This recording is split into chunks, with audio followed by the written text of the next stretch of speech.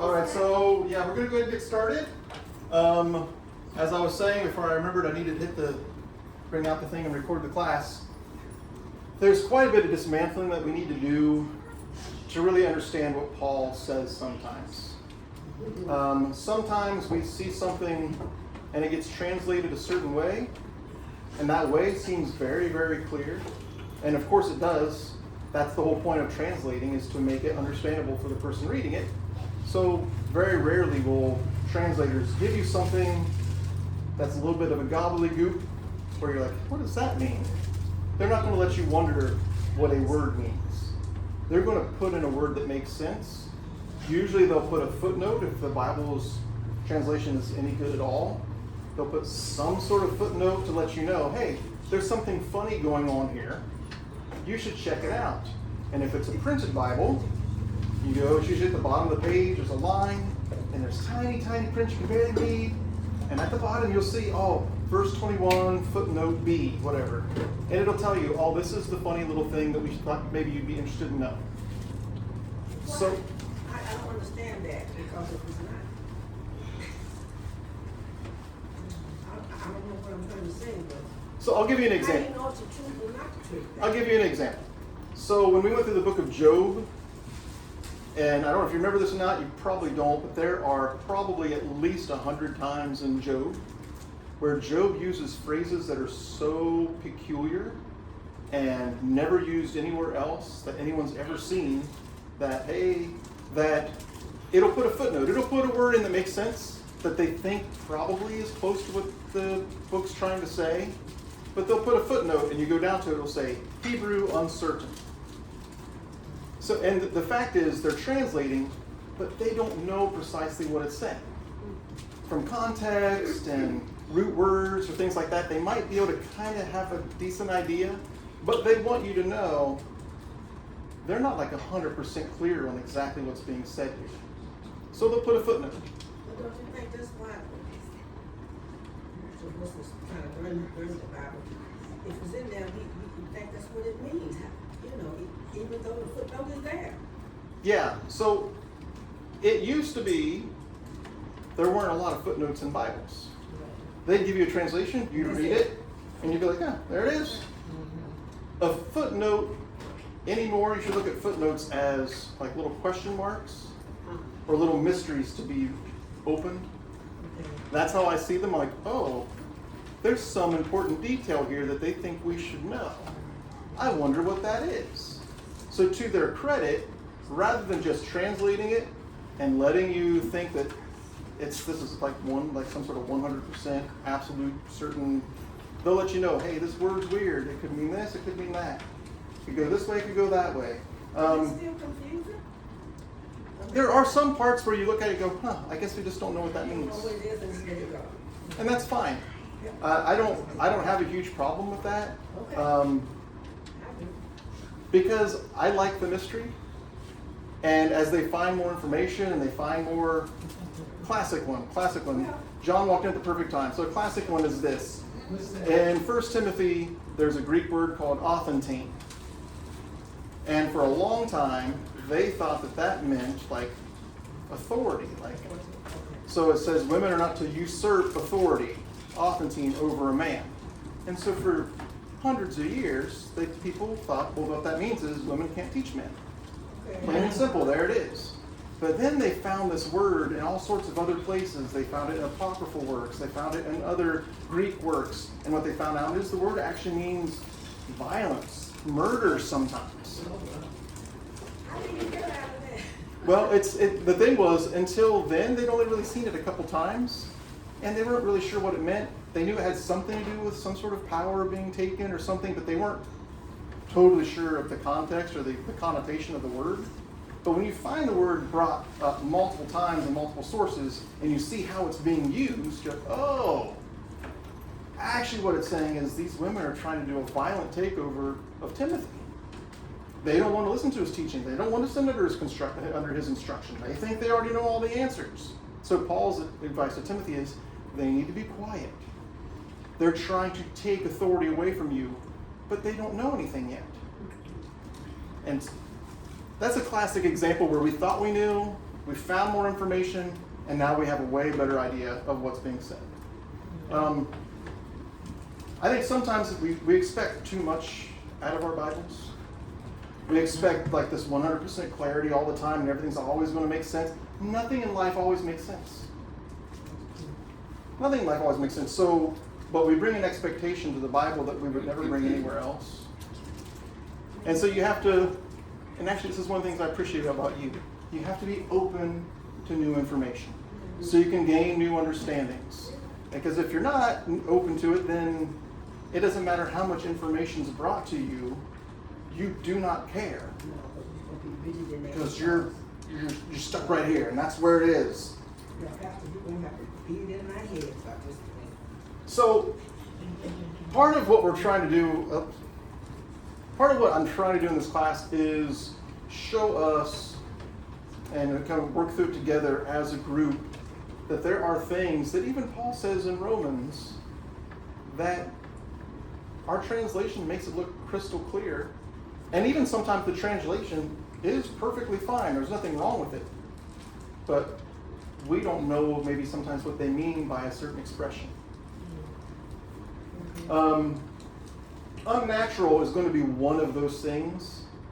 And I think what you'll find is you don't even really know what you mean when you say it. Right? It's one of those things. What's unnatural? What do you mean? So let's think about this a little bit. When you hear or see the word unnatural, for me, I don't know why, but I always think of that Boyz II Men song. You belong to me, I belong to you. It's unnatural. It's unnatural. Yeah. I always think of that song. I love that song. But in the song, he's saying it's unnatural for you to be with someone else because we're supposed to be together. So when I see you with somebody else, I'm like, that's not natural. But what they mean by that, technically, what does nature have to do with that? Like, it's a struggle. Right. When you see the word or hear the word or use the word, it's not natural. What do you mean? Different things. Unnatural to use this one for the purpose of we are respecting something to meet something that we think is the natural way to do it, and then they present you unnatural. Yeah, so maybe it's like, I have this way that I know things should be done. Is this just a natural, this is just how we do Natural way. it. This is the natural way to do it. And someone says, actually, there's a better way. And you go, it's unnatural. Unnatural. Like, for example, how many of you have had ceviche? Ceviche is so good. You cure it in lemon. Do you know you can cure lots of things in lemon that you would never probably want to eat? Steak. I don't think I'd ever want to eat steak cured in lemon juice. Unnatural. It's unnatural. It denatures the proteins of steak just like it does fish or just like it does anything else. But where I grew up, if I went to someone's house and they said, by the way, we didn't cook this, we cured it in lemon juice. Meat. Until I moved here, I would have said, with any food item, no thanks. I would have hard pass. Because that's not how we do things. I'm like, you're basically serving me raw meat. That's how I would have understood it. Ground meat ceviche is really good. 15 years ago, I tried and I go, what is this? So ground beef and Ground beef, carne molida, what it's like. okay, y'all cook mine, please. That's the beauty, John. You don't cook it. You just soak it in lemon juice until it's denatured. Yeah, so, actually that's an interesting thing. The word, I didn't even think about it. The word denatured. In science, if you denature something, it's one shape. You soak it in something, you raise the temperature, you change the pH level or whatever, and it denatured. It changes the nature of whatever that thing is. Sometimes it's really good, sometimes it's really bad. Depends on what's being denatured. But there's a way it should be, and then there's a way it shouldn't be. And that's one way to think about it. Sometimes we say it shouldn't be that way, It shouldn't be. but actually, it's just fine that way. If someone had asked me, hey, do you think it's proper to cook red meat in lemon juice? I would have said, For no. what I told you. Negative. That doesn't mean I'm right. Right. It just means 50%. at that moment, that's not natural to me. When else would you use the word unnatural? Going back to sexuality, some people may think that homosexuals, that's unnatural, to love a man loving a man. Yeah, some might say that's unnatural, but unnatural in what way? Because they can't copulate like a man and a woman. Yeah. Right. So the act itself is different. Copy your I forgot to bring my, I forgot to bring his headphones. Remember, the bigger words we use, the better tonight. I'm sorry, guys. So the act of copulation is different. Some people even go as far as to say, not just the act itself is different, but the possibilities of what might Right. take place That's after what I'm that. saying. But I think of like, this is weird, but I think of mules. I mean, mules Yeah. are even in Hold the on, Bible. that is weird. But, well, I mean, like, to connect the two, like, mules are in the Bible, but they're not able to reproduce children. But obviously, the union of the two But a parents. man and a man can't make a, two mules can't make a baby either. One mule can't, can't their make a baby. mules are sterile. They are still, Yeah. but what I'm saying is, even in nature, I might have to, So here's that word again, in nature. in nature, so that's what, when I think of, if it doesn't happen in nature, it's not nature. Yeah, it doesn't happen. I mean, So, donkeys and horses. Here's a It's curious unnatural. thing. It is. This is not something I plan to talk about tonight, but here's a curious thing. There is a particular group of monkeys. Monkeys. So I'm sorry, I'm gonna turn this off because that's right, it's complicated. It's actually know how to do it. Okay. It's not easy at all. Oh, It'll eventually shut off and I won't have to talk over the blowing.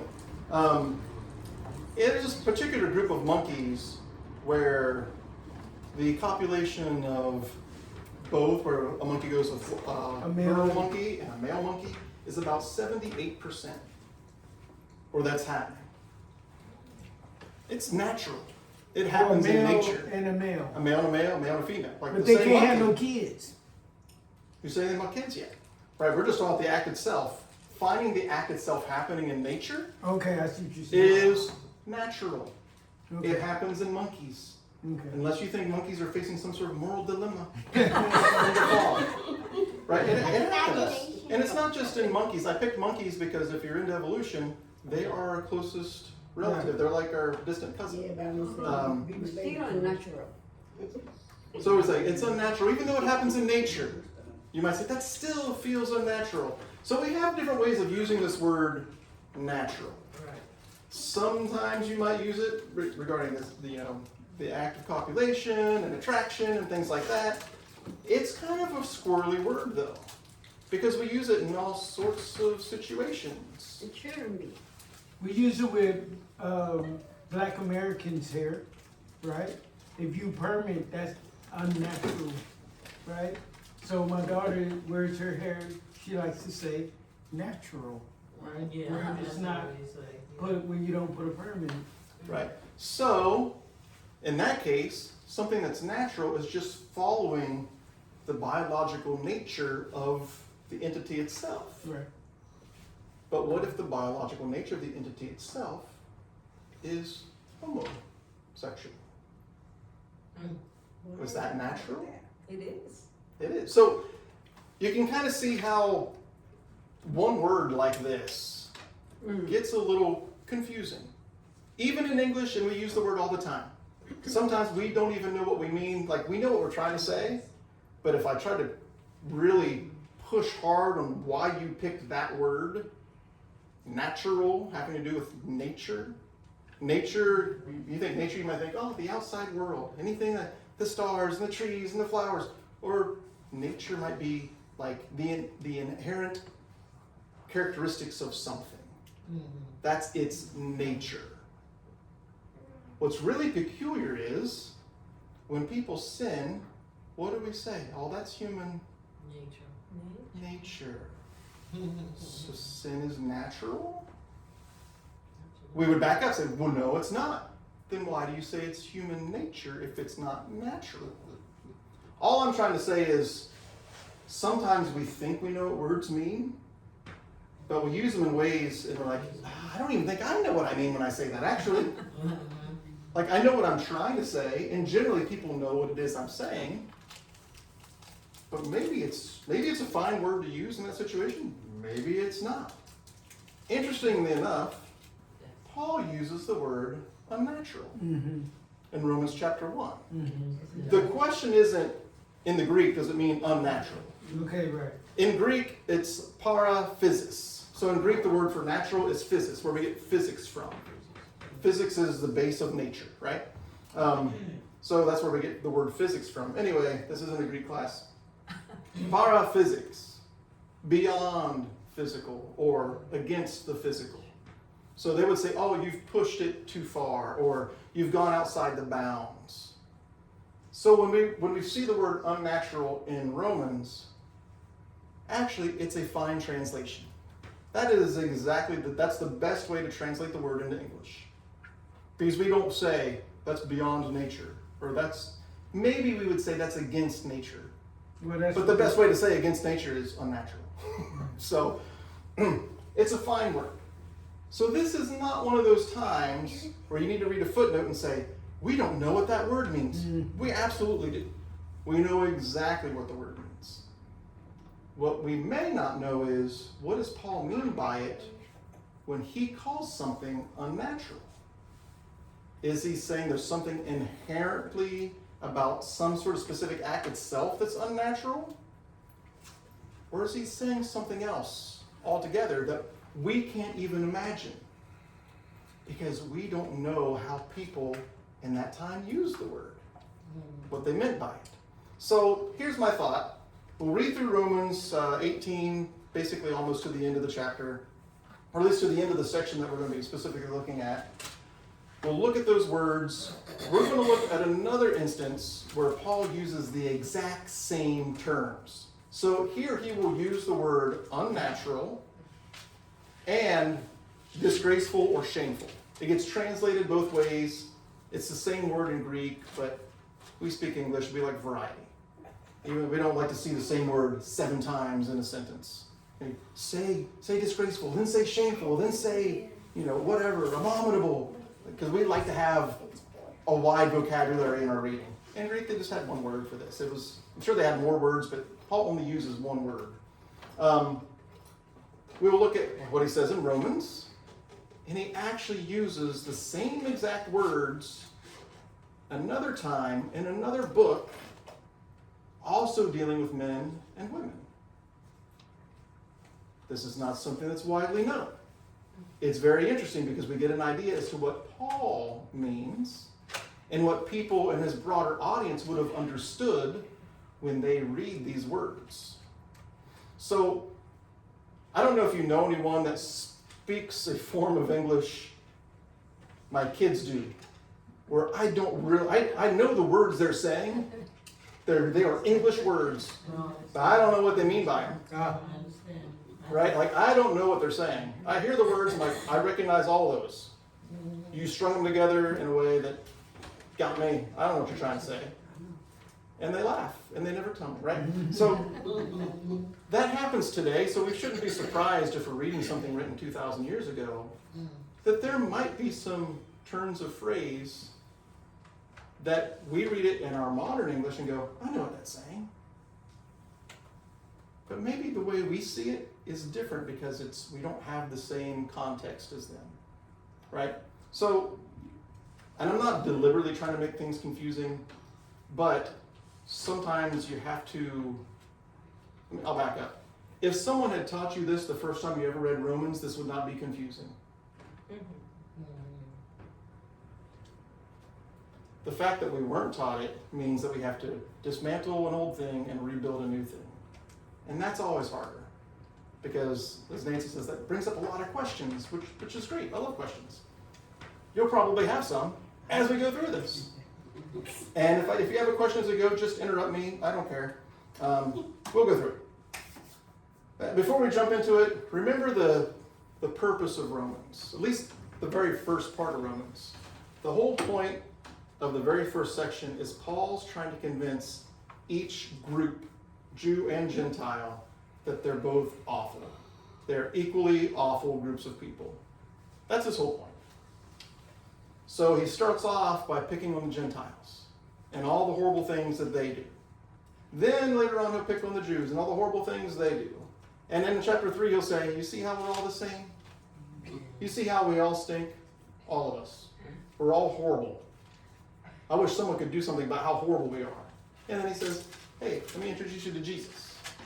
Right? So he kind of sets it up. So remembering that's kind of important because to see what it is he's trying to convince them of. Because when the people in Rome are reading Romans or having it read to them by Phoebe, they get to it and all they're hearing is the Jewish people there going, yeah, get them.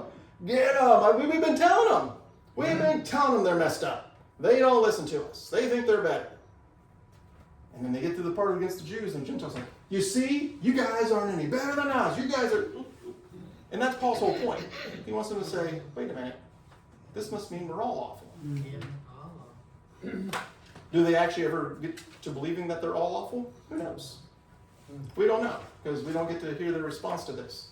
So, verse 18. For the wrath of God is revealed from heaven against all ungodliness and injustice of those who by their injustice suppress the truth. For what can be known about God is plain to them, because God has made it plain to them. Ever since the creation of the world, God's eternal power and divine nature, invisible though they are, have been seen and understood through the things God has made.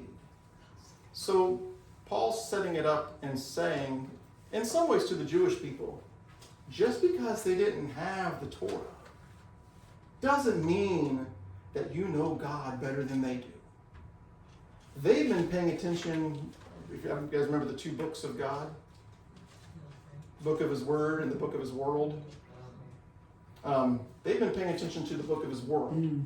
Right, the creation around them, and they've been seeing the attributes of God and understanding who God is through nature, through the things God has made. And they can come to some conclusions that are correct as they observe nature. It says, so they are without excuse. The other thing is they can't say, hey, you can't blame us. We didn't have Torah. Like, no, but you had a brain. You're without excuse. For though they knew God, they did not honor him as God or give thanks to him. But they became futile in their thinking, and their senseless hearts were darkened. Claiming to be wise, they became fools and exchanged the glory of the immortal God for images resembling a mortal human, or birds, or four-footed animals, or reptiles. What's Paul referring to here? Idolatry.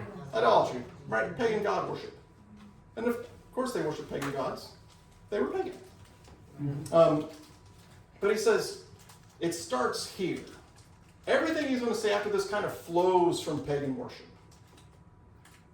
So I know you guys are really like, he's going to start dismantling things. I really hope not to. I'm just hoping to show you Paul's natural pattern, to use the word again, to show the progression that he is taking.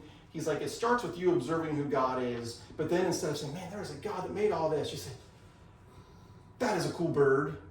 Or whatever it is, and you worship the creation instead of the creator. It says, therefore God gave them over in the desires of their hearts. If you have a desire in your heart, is that natural or unnatural? It's natural. It's natural. Are you part of nature? Yes. It's natural. So even before he gets to using the word natural and unnatural, you start to see he's not referring to some sort of foreign something or other. This is something that's on the inside. So he says pagan worship leads you to basically giving your entire self over to these impure desires that you already have in your heart. James says the same thing about temptation. You're pulled away by the things that you want. Right? You're not pulled away by things you don't want. You're pulled away by things that you do want. Because if you don't want them, well, that's not tempting. Right? Brussels sprouts have never tempted me, not a single time. I don't want Brussels sprouts. She loves them. I do like them actually, but I can pass by Brussels sprouts and be like, nah, that's okay. I'm good. But you put a chocolate chip cookie in front of me, I might eat it. I'm gonna have a problem. Yeah, I'm gonna have a problem. It's my nature. So, because they've worshipped pagans, because they've ignored who the real God is, and they started worshiping all these things, they are finding themselves giving themselves over, as we'll see, without control, without restraint, to these impure desires, to the dishonoring of their bodies among themselves. They exchanged the truth of God for a lie, and worshipped and served the creature rather than the Creator who is blessed forever. And so he's kind of nailing them to the wall. He's not done. But he's letting them know there's a reason you're awful. And the reason is because you don't worship God, you worship idols. And idols have led you down a path that have allowed you to fulfill every single desire without restraint. That's the important part. You're allowed to have a chocolate chip cookie. Only if you ask. If you ask, if they're not yours, you gotta ask, that's for sure. Who was in the cookie jar? If I had brought cookies tonight, though, you would not have had to have asked. However, had you eaten the entire box of cookies yourself, that would have been a problem. Right? It's behavior without restraint. Yeah. We might have to say. So, because they exchanged the truth of God, and they worshiped creatures to the Creator, it says, for this reason, God gave them over to dishonorable passions. Their females exchanged natural intercourse for unnatural. I should have changed it to copulation. Like a Okay.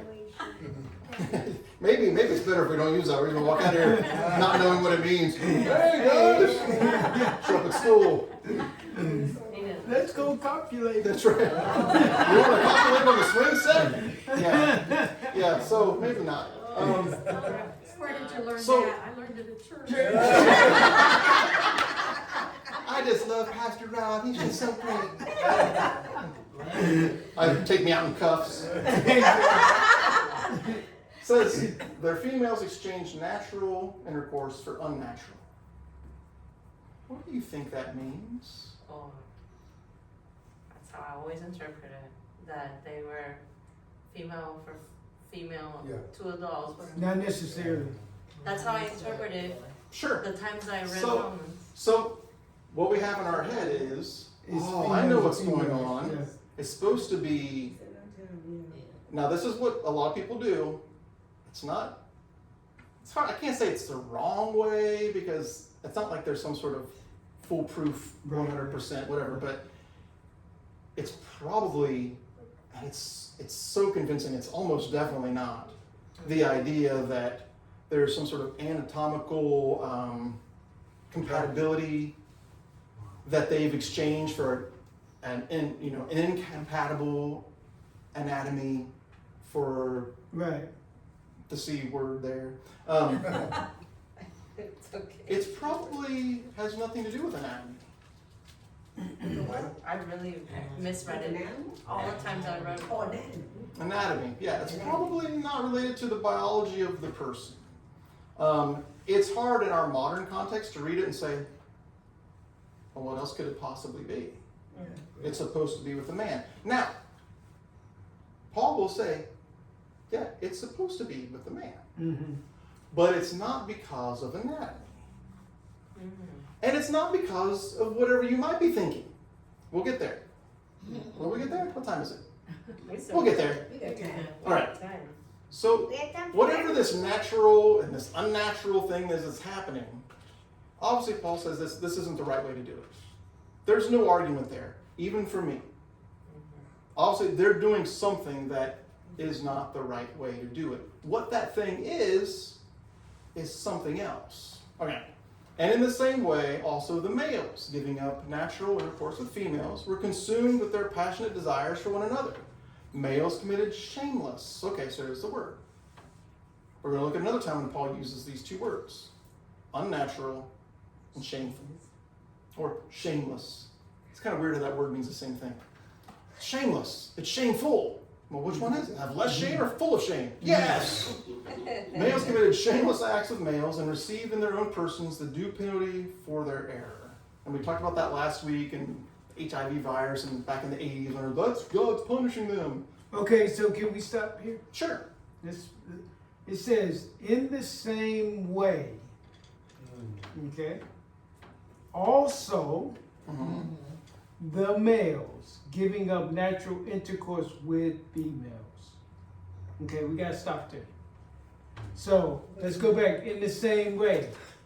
So that means, to me, that means that women gave up intercourse with males. Okay? Yep.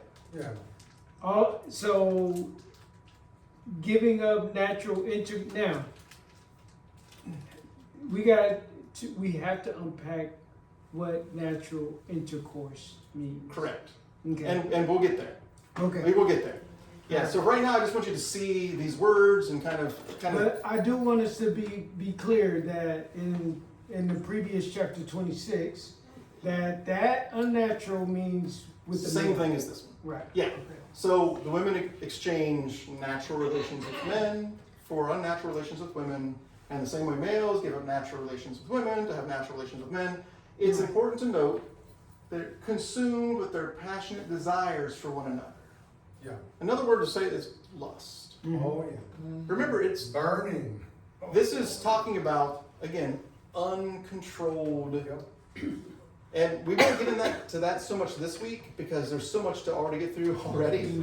I mean, we could, but I think it's better to unpack one thing at a time. Yeah. We will come back to this next week. We're not going to be done with this at all. Okay. But I will give you some teasers to think about. A lot of this hinges on the uncontrolled, unrestrained sexual activity. What we'll focus on tonight is, well, what does he mean by unnatural? Is it just, well, by nature, and here's our problem, say, well, by nature, we're supposed to be with women. Why? Because they have the male part and one has the woman part, and they fit together. There's compatibility there. You can make children that way. And I've heard that argument that, and this is another rabbit hole that we won't go down, but I'll just mention it.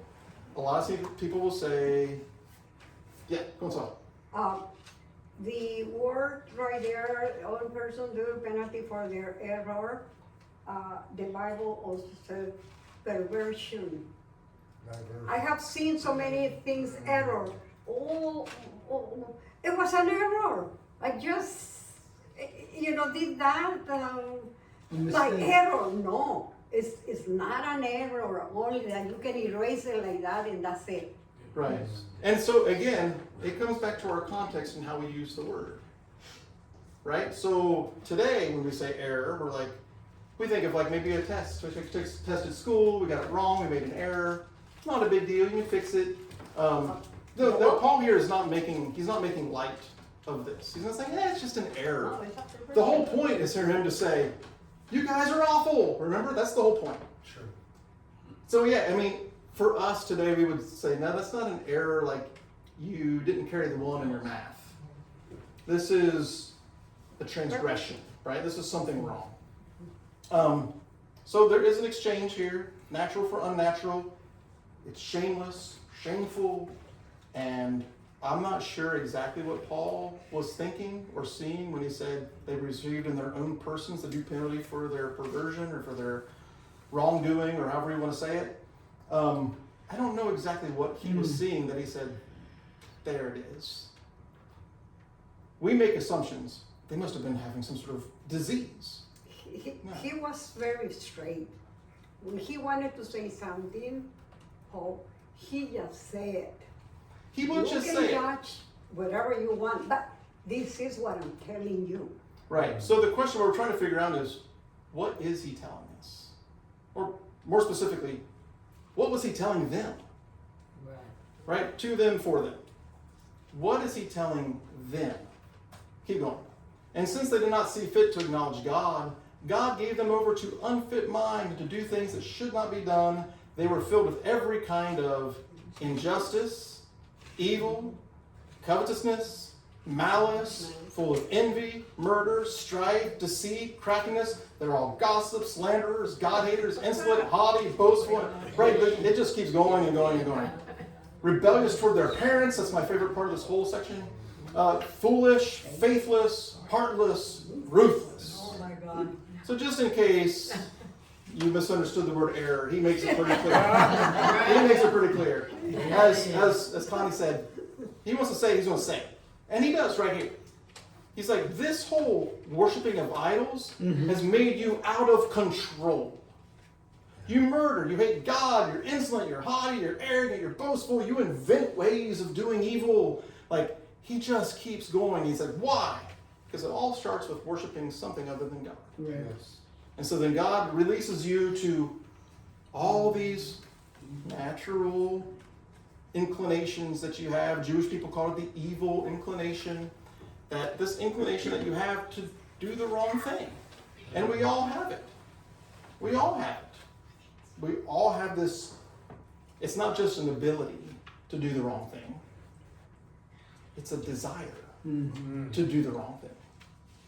Right? So don't get it twisted. It's like, well, everyone's capable of evil.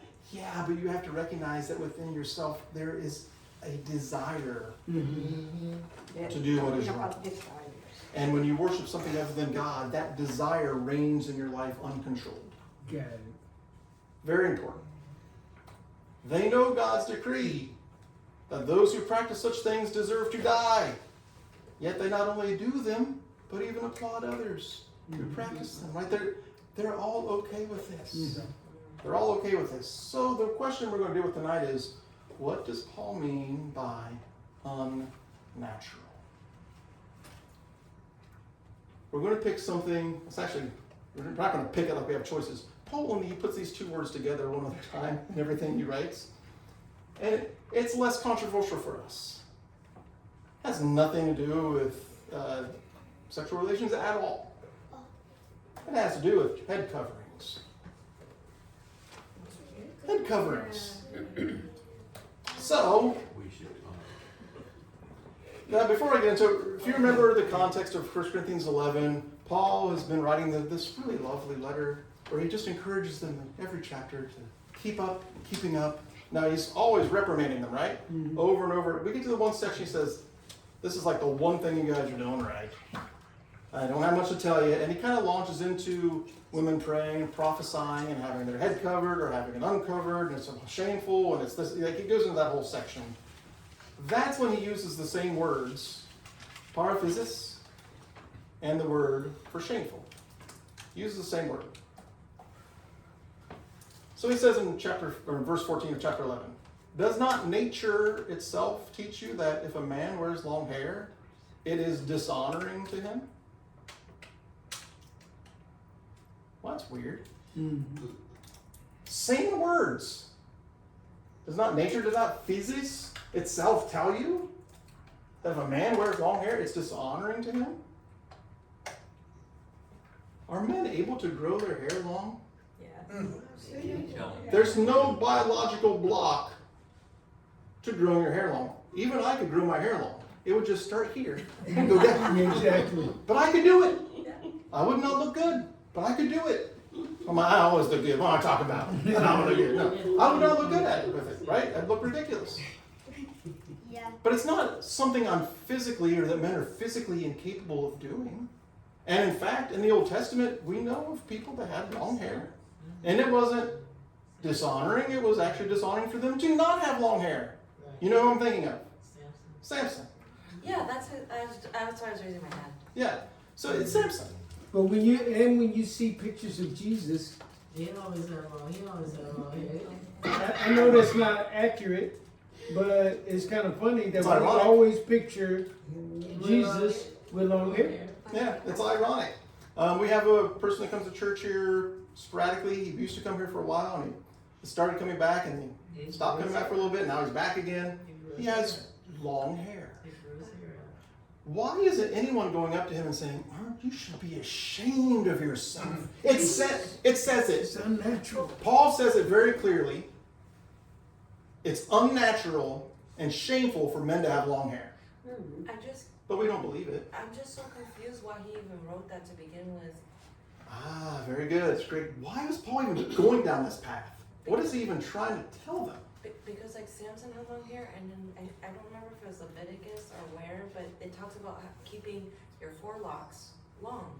It talked about that. That's why the Hasidic Jews today keep their forelocks long. Yeah. So where is he getting this from? It's a great question. Where do you think Paul is getting the idea that it's shameful for men to have long hair? It's not biology. We already threw that out.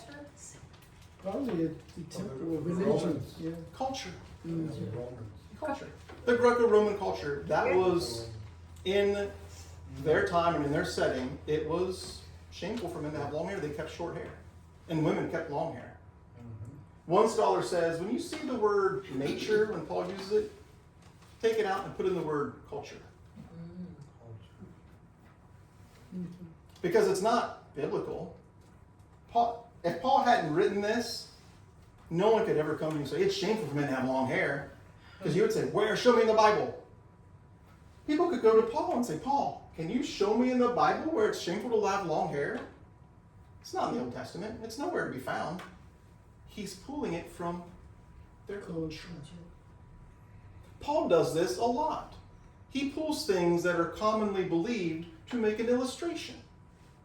It doesn't necessarily mean he believes the thing, the illustration, or the thing that he's pulled out, but it's very appropriate to make the point.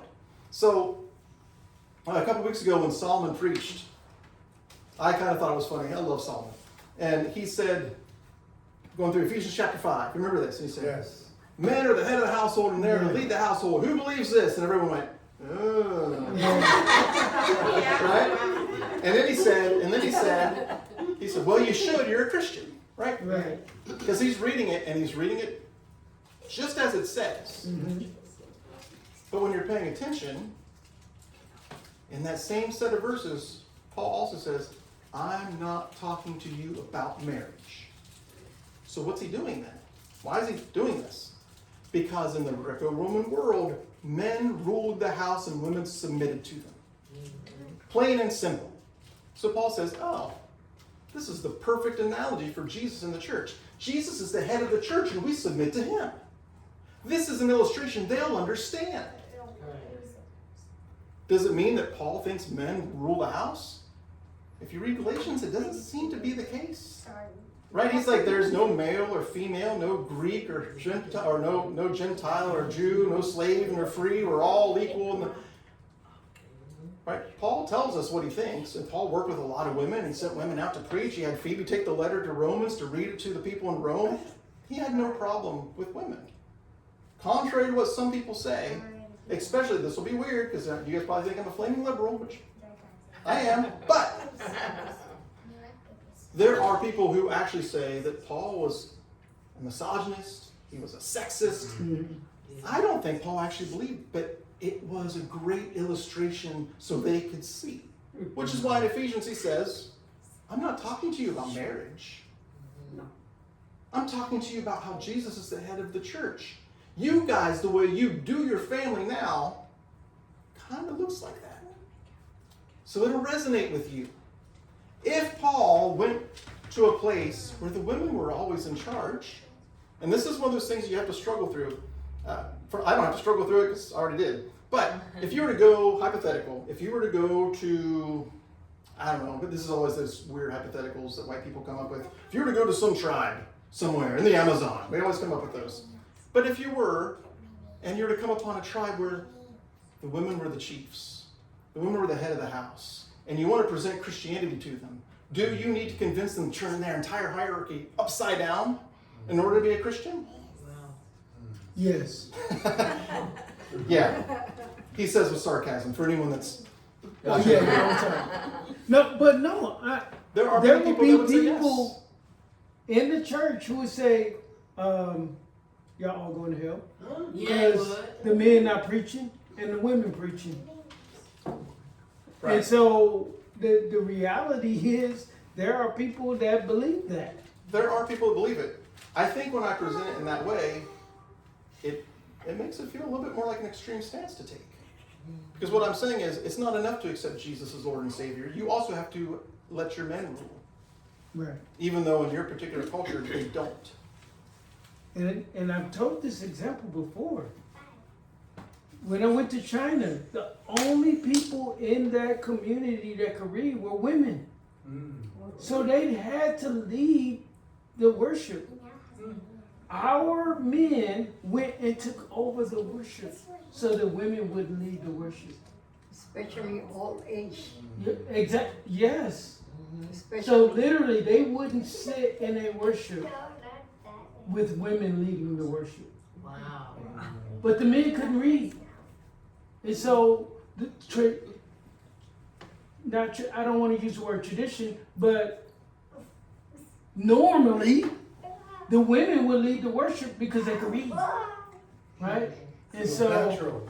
In that setting, it was natural. it was very natural. And so Yeah.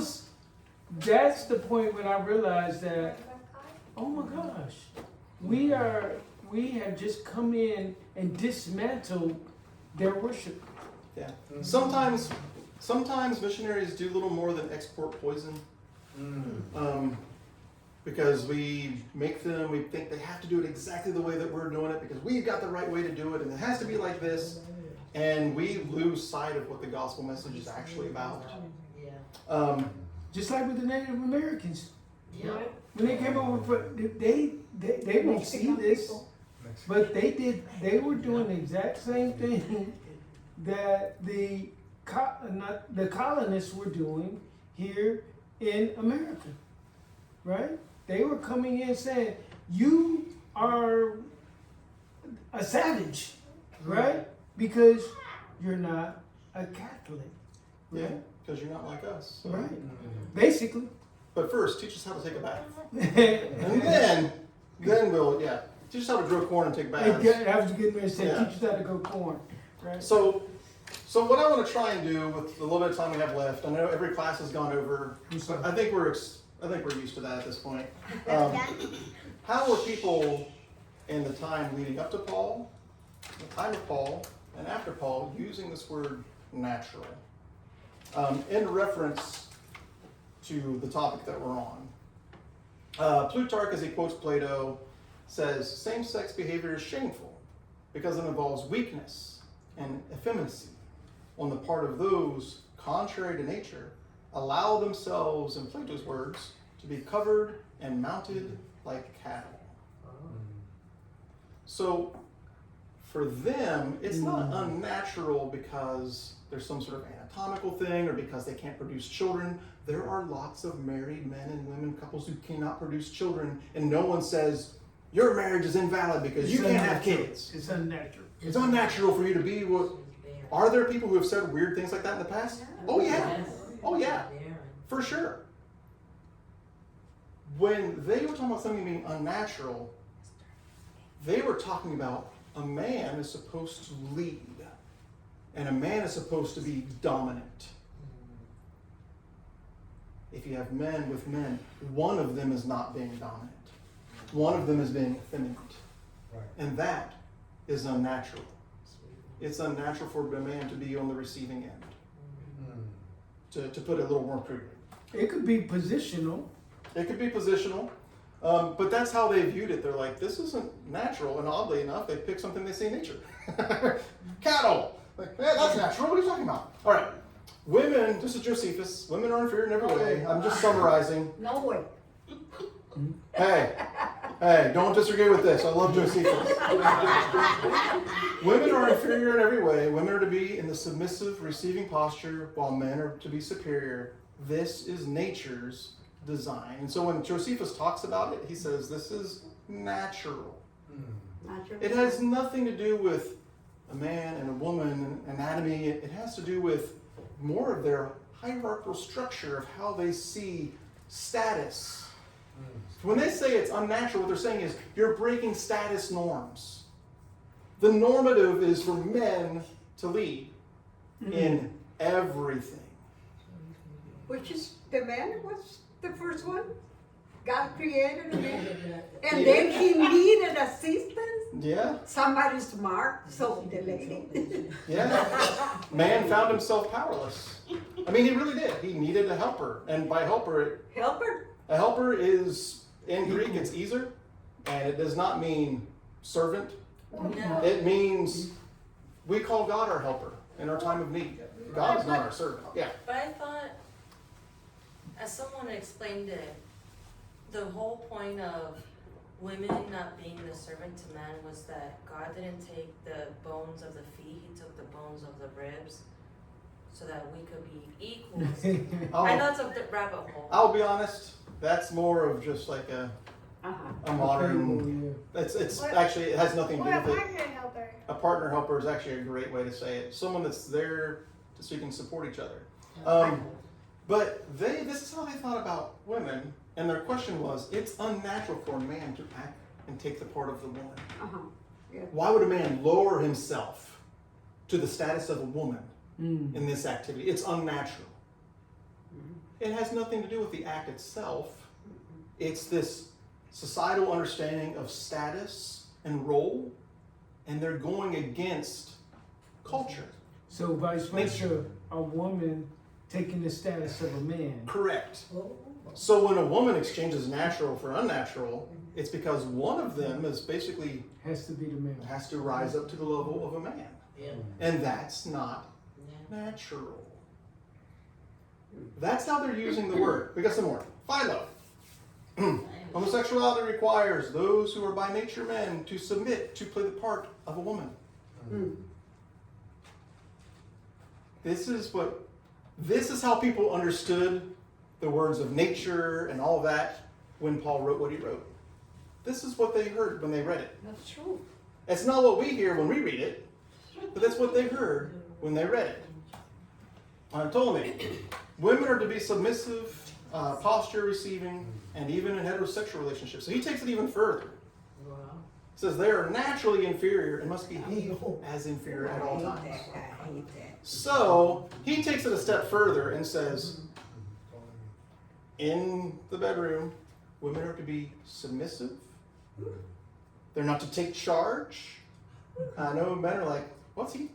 He needs to get out more, right? Not to take charge. The man is in charge, and she is to submit to him. Because he- Even in a heterosex, has nothing to do with male and female. It has to do with societal status. Yes. Superior. So even in a heterosexual relationship, they're saying, if she's the aggressor, if she's the one that grabs him, or what, that's unnatural Right. because she's inferior. Man, there's so many things I want to say right now. I don't know, John. I don't know. Can I ask a question? Yeah. These different ones are not in our Bible. These are not even Bible verses. No. Right. So let me go back. Let me go back and kind of show what I'm doing. Yeah, I saw it. I saw Okay. it. I saw it. Okay, so Plutarch quoting Plato, Yeah. Josephus is a Yeah. first century historian, Philo's right around that same time, Ptolemy is about 100 years later, and this is just how they use the word nature. Now this one's going to blow you away. I don't think anyone here was alive during the women's suffrage, right? No one goes quite back that far. No one's 105 years old. I'm on my way. So during the women's suffrage, this was the argument. It's unnatural. And this is the word they used. It's unnatural for women to vote. Their God-given role was to be submissive. To lead is to go against their nature. And they should say their biological nature. So they bring biology into it. This idea of status, societal status, and things being natural or unnatural, we're actually more familiar with it than we think we are. So when we get back to Romans, exchange natural for unnatural. Does it have to do with exchanging intercourse with a man for intercourse with a woman? Yes, but that's not the unnatural part. The unnatural part is because they've done that, one of them is stepping up into a role that they do not belong in, and that's not natural. In the same way, also the males give natural intercourse with females, were consumed with their passionate desires for one another. Males committed shameless acts, right? So it's the same thing. It's unnatural. Why is it unnatural? It's not just, well, it's a man with a man, and that's unnatural. It's one of them is stepping down into a role that is below them, and that is shameful. The question is, does Paul actually think that these change of status roles is shameful? It doesn't matter if Paul believes it. It's an illustration that they know. The same way they understand long hair is shameful for a man and no hair is shameful for a woman and she better cover her head. Like, those are all things that they know. That's their culture. That's their environment. Those are the waters they swam in every day. Same here. The unnatural part is that someone is switching a status societal role. They're either stepping up into a role that's not theirs, or they're stepping down into a role that's not theirs. Where were they doing this? I don't have more slides for this. They were doing this in pagan temples. Was a primary place in the pagan temple. You would have male prostitutes, and those male prostitutes were often young boys, boys who had recently hit puberty. We're talking about 12, 13, 14-year-old boys working in the temple, and full-grown men because they have no restraint. And this is the key part. You go back through this list in Romans, you can go back and read it on your own, or we could read it again. You never find Paul say, because they loved these people. Love had nothing to do with it. And we'll look at this next week, this uncontrolled passion. That is a primary thing that Paul's pointing out to them, is you guys have gone totally out of control. You're breaking your own nature. You guys believe that men are ruling and women are submissive, and yet you're putting yourself in the submissive role? Aren't you ashamed? Women, aren't you ashamed when you try to raise up to the level of a man? Don't you find that shameful?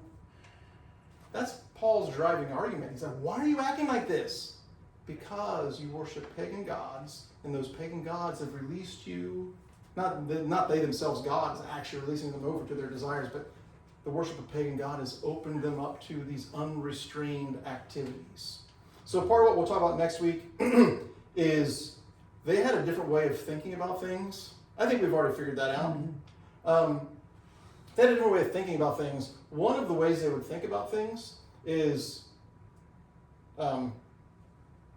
today, if you have any friends who are gay or homosexual, you will find that, especially for the men, they have no problem finding a partner for a night. This is not difficult to do. Because even though just saying this because I shouldn't have to say it, and maybe I don't have to, but they're still men.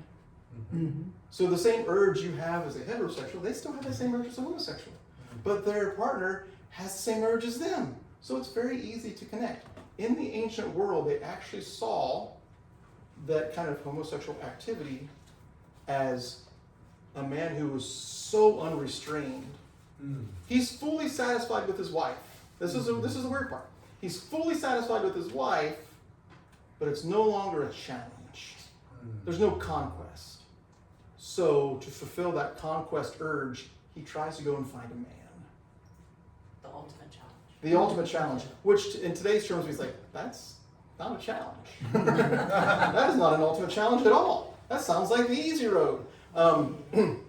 But that's how they saw things. And Paul says, you have these unbridled, just out of control lifestyles. And in Romans, he would say, and you're going to look at your Jewish brothers in Christ and think that you're better than them? Remember, that's his main point. All he's trying to really do is convince them that they're bad, or at least they were very bad. And then he'll spend some time convincing the Jews that they're also very bad. And they can't just say, well, we had Torah, so we're better than you. And it's like, well, why didn't you do it? Right? So everyone comes out pretty scathed.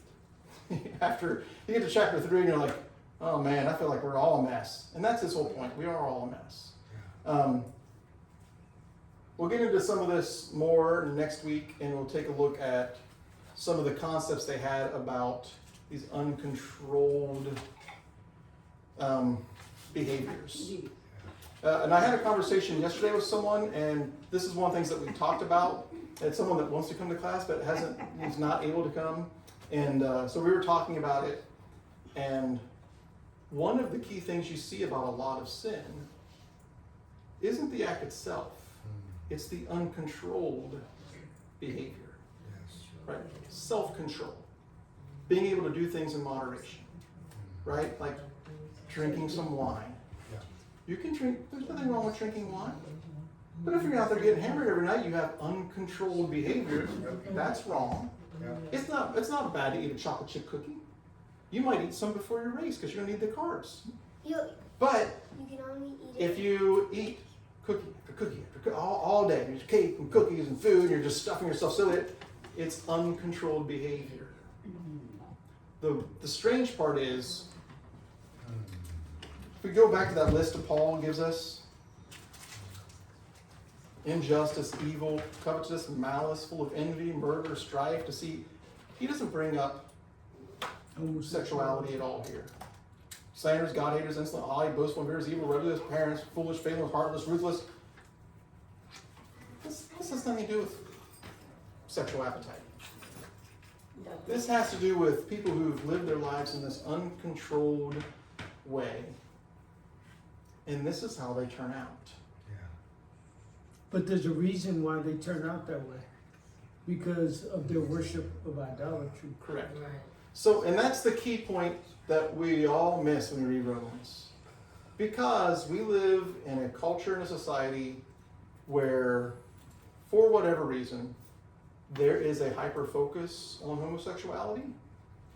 And we run across two verses that seem like they're talking about that.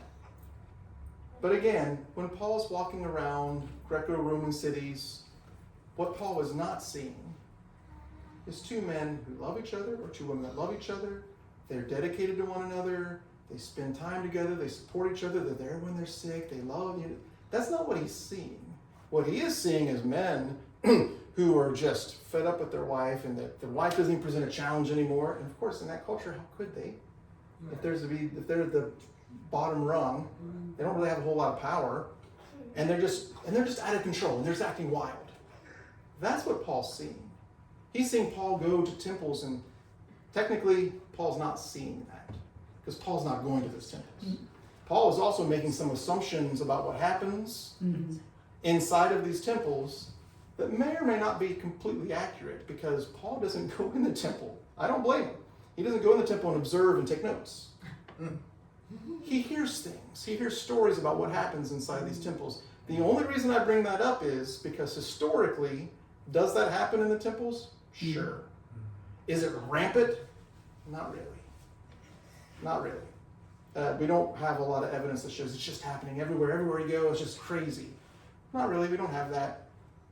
But when you hear those stories, and you've done this, you've heard stories about groups of people or religious movements, and you're like, they're crazy. And then you meet one, you get to know them, and you're like, huh, I thought they'd be weird. And they probably walked away thinking the same thing about you. Yeah. It's not happening historically as much as it might appear in Romans 1. But also, Paul's exaggerating all this for a reason. Because he needs them to see. No one's better than anybody else. And we all come into the body of Christ. We all become children of Abraham the exact same way. By God's grace. And that's it. That's his overall point. So anyway, we'll look at some of these other things. I feel like we're actually getting pretty close to buttoning this up and being done with it.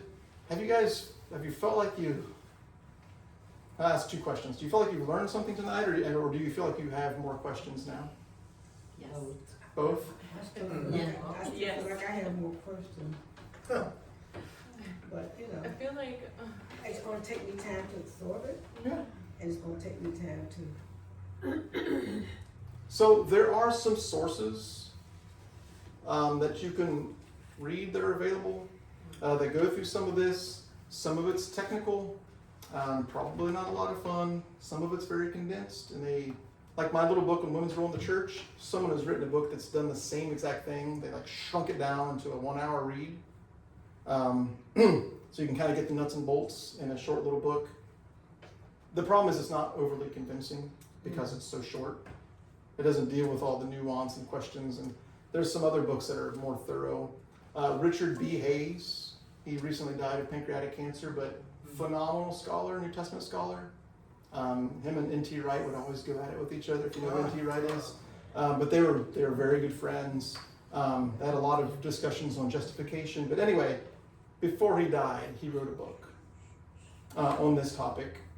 I haven't actually read the book, but I've read Richard B. Hayes, and I have no doubt that it's excellent, because that dude is a total nerd. But he did an about face, And back in the 90s or late 80s, he wrote a book against homosexuality. But by the time he was kind of on his deathbed, so to speak, he had come to see things in a totally different way. And he presents that in his book.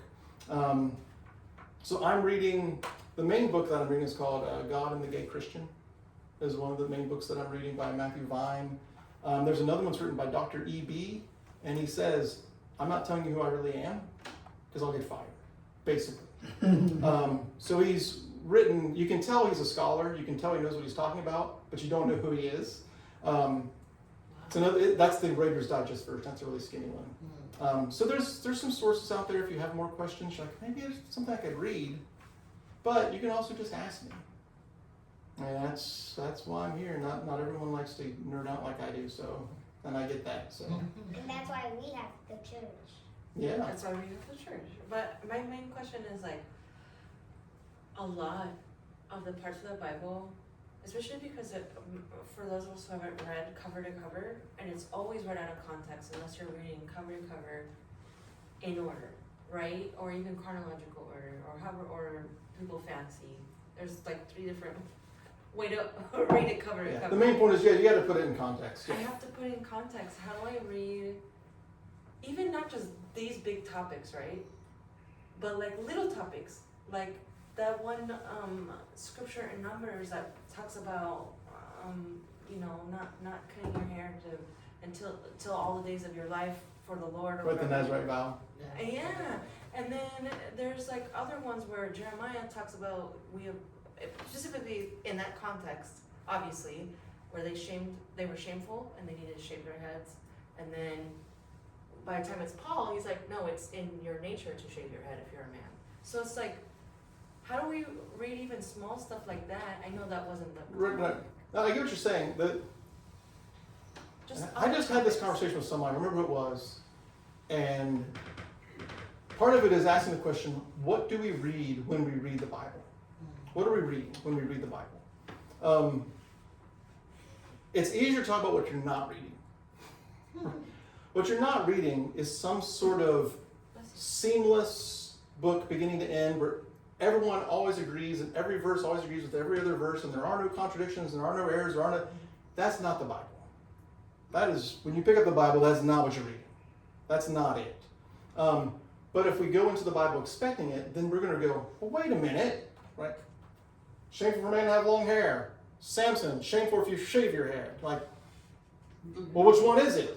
It depends on the setting and the culture and the context of where you're reading. Yeah. So part of it is, and I know I always say this to you, is have fun with it. Take a breath, right? Don't believe that all of your salvation hinges on this one understanding of this one passage and never relax. We're going to study, learn, grow, ask questions. If you don't understand it, that's fine. It's why I spend so much time on my sermons trying to get people back into like, what are the basics of being a Christian? Because it's so easy to get distracted, like our conversation about going to a tribe where women rule, in that particular culture. We have to change that too? What do we have to change from them to be Christian? Well, to be a Christian, all you need to do is tell them the message about Jesus and their need to love and care for one another and for the people around them. To sacrifice for them like Jesus did, right? Like, that's the gospel. That's the message to them. Who's up front and who's doing it? That's details. That's stuff that happens later. The focus and the primary focus is, you won't be surprised to hear me say this, is to love. It's to love people. Rob, I keep coming back to the fruit of the Spirit, which is all one in one. You're going to say the fruits of the Spirit, the fruit, love, joy, peace, kindness, self-control, that restraint. You know what's really cool? You'll love this. The reason it says fruit, not fruits, is good. The fruit of the Spirit is love. Yes. What does that look like? Joy, peace, patience, kindness, goodness, faithfulness, gentleness, and self-control. Yeah. That's what love looks like. Yeah. That's why it says fruit and not fruits. She's like, it says fruit, and then we got like 15 things. It's like, no, it's fruit because it's love. And when you love, these are the things that happen. But and what I wanted to comment is the way you're putting the focus, describing all the different deviances, whether sexual, whether foolish, boastful, rebellious to parents, whatever, all the coming back to what was Jesus like? How can I be like him in this love, in this patience, in this self-control, in this peace, in this attitude of serving? Because that applies to all human beings. And man, we need it. Man, we need it. Start also, how to control my tongue, restrain the tongue. That little, what does James say? It's like a little match that lights up the entire forest. And whoever can restrain his or her tongue is a mature person, a mature individual, mature in love and complete. We saw John do that earlier. He had so many things he wanted to say. He said that. That's So right. before we dismiss, let me just ask you a You question. have strength though. My evil mind. Let me just ask you a question before we start prayer and get out of here. What does it mean in Romans 1 for a man to be unnatural and for a woman to be unnatural? What did we learn tonight? I learned that That's a the good question. woman who's inferior role in that position, then that's unnatural, and vice versa. If she Yeah. takes the man's role, Yeah, it's about the societal position that they're either lowering themselves to or trying to raise themselves up to. Within Rome. Within Rome. culture. Within their culture. yeah. And that's part of Paul's point with them is like, you guys say the men rule the day and the men are dominant. Then why are you doing that? You must be awful people. He's using their own culture against them. And I think when you see and I only gave you a smattering of the ways people in the ancient world use natural versus unnatural, they all basically say the same thing. There's several more we could have quoted. They all say the same thing. It's unnatural for a woman to act like this. It's unnatural for a man to act like this. Because they are lowering or raising themselves. And again, he was not afraid to say, even though he uses different words to check, I'm not telling you this or that, but think about that. But this is not right. Yeah. Bye, guys. And Yeah. does this still reflect does this in regard to where we at now? then? So, and that's actually, I thought about, I didn't know, I was like, we're not going to have time to handle that question, but that's the next question is, okay, we figured out what Paul's saying. We got it straightened out. Yeah. Does that still apply? What was it? What did she say now? So, like, because he's using their societal structure against them, is the societal structure that Paul uses, is that actually how God wants it to be? So if, in the case of homosexual activity today, are they doing what the Romans were doing? No. And is it still wrong? Yeah, does it still apply to us and not? Right, and part of that is going to be a subjective call on your own. Part of that, but I think part of it is, and you guys know me, I try to be just as honest as I can be, and just the chips fall where they fall. But my personal opinion is everything else I've read from Paul, this isn't actually what Paul thinks. Paul doesn't think that this is how God intended it. The man rules over the woman with an iron fist, and she has to. That's not Paul. Paul, for his day especially, they didn't have this word back then, just like they didn't have the word homosexual back then, but he was a bit of a feminist in that regard. Because he had no problem having women do lots of things. When he gave this letter from Rome to the Romans, he gave it to someone and said, I need you to take this to Rome and I need you to read it to the churches there. Who did he send? Phoebe. He sends a woman to do it. And a woman got up in front of the church and read Romans to them. And they asked questions along the way, probably. And she would answer the questions because she had talked to Paul. She'd spent time with Paul. She knew what Paul meant by certain things. So did Phoebe teach men? Yes, absolutely. I'm just saying. Yeah, we definitely. I think so. Then it's like what you've been saying since we read the other letters in the previous Wednesday nights. You've been saying when we be reading these letters, it's for that specific church. And while the Bible has stories that apply to those people in those times, we can all learn lessons from that, but it doesn't mean that it's written for us. Right, there's That's what you wisdom. said. There's wisdom Right? there. Something like that. Yeah, no, that's pretty much it. Yeah, there's wisdom there for us. So it's not Right. exactly. It's to them, it's for them, but it doesn't mean it's useless for us.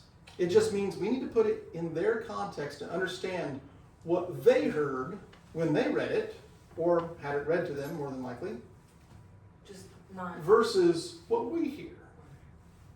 And that's the challenge of translation, which we're not going to get into because it's already 7:30. But that's the challenge of translation, is how does a translator, so imagine it, a translator knows all this stuff we just talked about, and they do, trust me, they do.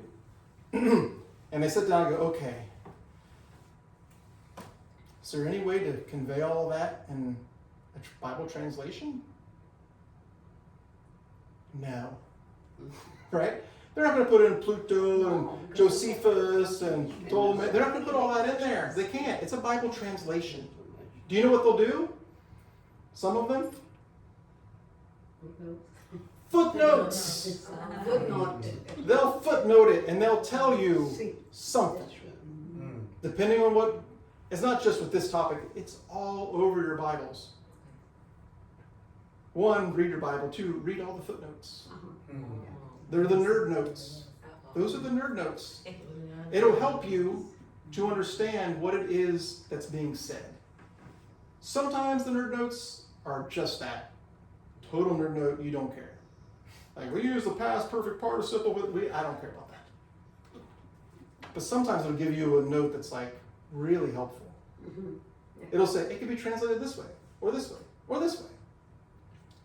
Or it'll tell you, some manuscripts don't even have this verse. Like, oh, that's kind of good to know. There's some versions that people had way back when that didn't even have that verse in there. That's interesting.